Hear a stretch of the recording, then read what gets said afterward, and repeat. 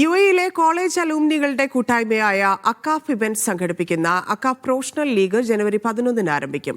സീസണിലേക്കുള്ള jersey പ്രകാശനവും trophy അനാവരണവും ദുബൈയിൽ നടന്നു. 32 മെൻസ് ടീമുകളും 6 വനിതാ ടീമുകളുമാണ് ഇത്തവണ മാറ്റുരയ്ക്കുന്നത്. പ്രവാസത്തിന്റെ തിരക്കുകൾക്കിടയിലും ക്രിക്കറ്റ് ആവേശത്തിന് ഒട്ടും മങ്ങലേൽക്കാതെയാണ് യുഎഇയിലെ കോളേജ് അലുമിനികളുടെ കൂട്ടായ്മയായ അക്കാഫ് APL ക്രിക്കറ്റ് ടൂർണമെന്റ് സംഘടിപ്പിക്കുന്നത്. ജനുവരി 11 മുതൽ ഫെബ്രുവരി 15 വരെ നടക്കുന്ന ടൂർണമെന്റിന് മുന്നോടിയായാണ് ടീമുകളുടെ ജേഴ്സി പ്രകാശനവും ട്രോഫി അനാവരണവും നടന്നത്. UAE വനിതാ ക്രിക്കറ്റ് ടീം മുൻ ക്യാപ്റ്റനും ECB ഡെവലപ്മെന്റ് ഓഫീസറുമായ ഛായ മുഗൾ, പ്രമുഖ ക്രിക്കറ്റ് നിരീക്ഷകനും മാധ്യമപ്രവർത്തകനുമായ KR നായർ, മുൻ കേരള രഞ്ജിത്താരും സോണി ചെറുവത്തൂർ തുടങ്ങിയവർ ചടങ്ങിൽ മുഖ്യാതിഥികളായി.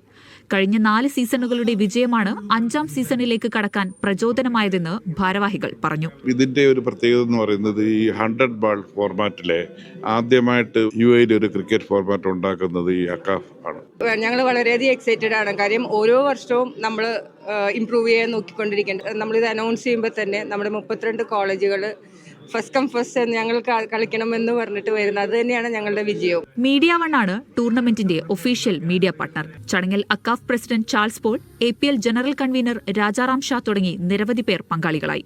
Media one, Dubai.